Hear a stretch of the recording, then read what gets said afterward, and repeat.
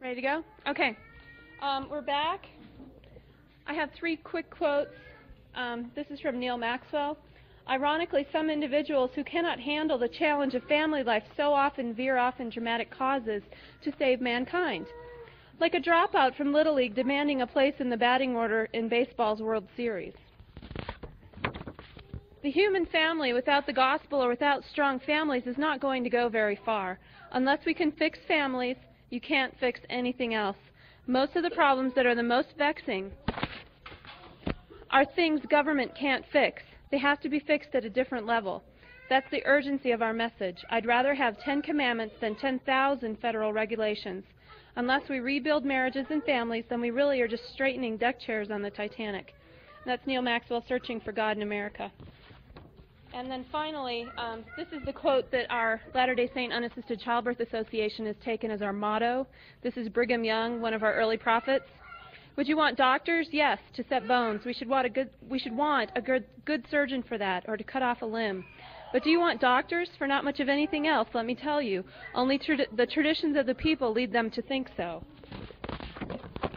And here is a growing evil in our midst. It will be so in a little time that not a woman in all Israel will dare to have a baby unless she can have a doctor by her. I will tell you what to do, you ladies. When you find you are due to have an increase, go off into some country where you cannot call for a doctor and see if you can keep it. I guess you will have it, and I guess it will be all right, too. I love Brigham Young. He didn't mince words, and we've kind of taken his beliefs as our own as a group. So without further ado, I give you Jeannine and Rico Baker. They have come from Utah to share their vision, and we had a wonderful yoga class with them this morning. And I just don't have anything else to say, so you guys just go for it.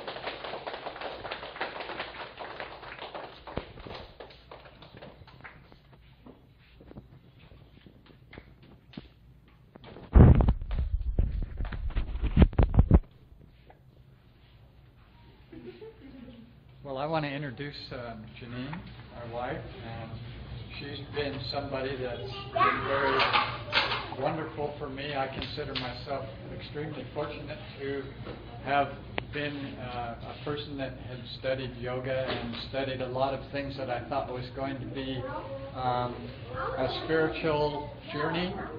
And meeting Jeannine has been, really the culmination of my spiritual quest. She's a person that is a great writer. She speaks around the world to a lot of people, and I'm really glad to be able to be with her when she's here with you all now. She's a double Gemini, and she can talk all night. So she might just get going on that, but I'm hoping also that you'll ask a few questions tonight too, because I like that mode. I like answering questions. But Jeannine has written a lot of books and a lot of articles, and she's someone that's I feel like she's really changed women's lives on this planet. Her books with the prenatal yoga has really helped women get into the idea that birth is related to spirituality. Her book Hygeia is one of the introductions for women to understand how to use the plant world, how plants are really our allies. And together we wrote the book Conscious Conception. It really came from a book that she started a long time ago. And I feel like our vision is that if we could all be conceiving consciously together and welcoming babies here together, that this planet would look a little different, and we'd have a lot more joy and children that are really enjoying their life. So I mainly want to present a person that I love and that I've seen do wonderful things and a wonderful mother. And there's Well, Well, thank you. After that, I can't wait to hear what I'm going to say. My God, thank you. I also want to introduce my partner here. It was just this morning in yoga class.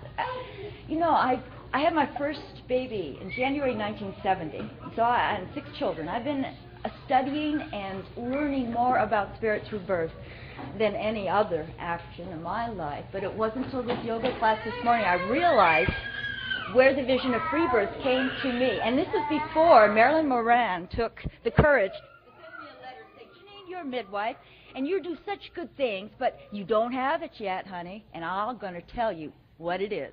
And she did. She was relentless, and here I am. I'm a convert due to Marilyn Moran, who wrote Birth in the Dialogue of Love. But that was later, because it was you. It was my partner who came up to me on a beach one day and told me he had a dream where he was with me, and we were together alone, and we had babies. They sort of streamed right out of me. He even had a prophecy of water birth way before I'd ever heard of Sharkovsky's work in Russia, or Estelle Myers in Australia, or from Michel Audin in France. He had the image of water in the birth. And so I really listened in. I mean, it's such a better come-on line than, hey, what's your sign, honey? You know, to say, I had a dream.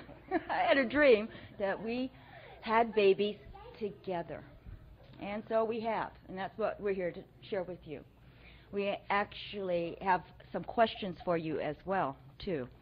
So you can rest assured, Rico, I support this concept of dialogue. Not that we stand up here like some kind of experts, like we really know what's going on. For me, birth is the greatest mystery. And on my 6th baby, you know, I thought after 5, I've got quite a few under my belt here. You know, I really know the road. I was still turned inside out in revealing aspects of my divine mother that I had no idea until Haley Sophia, our last baby, so far, our last baby, came into our lives. So, the first question I have for you all, and I was in the back room, I could see some hands go up or down on these. I would not like to see them again. How many are here because we were born? Okay, how many were delivered? Okay, now I'm going to play with language. That's my favorite thing to do, because in the beginning there was the Word, and the Word was made flesh. It's so important. If we were building a whole new social movement here, language is powerful. And to attend precisely to that spoken word so that it has integrity.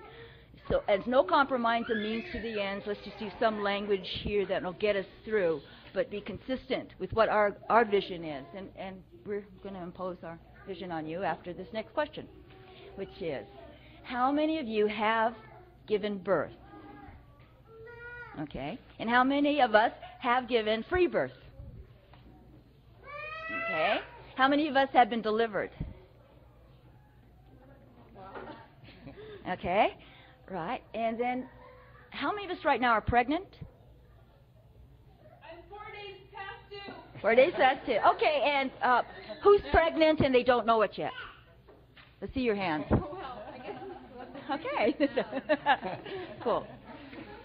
How many of us are grandmothers? Our babies have given free birth. I'm kind of inclined, after I pass the mic to you again, to begin a retrospective. Invite you on this museum tour of our primal ecstasy with the culmination, which was my daughter returning to our home to give free birth, and tell you that story. But first,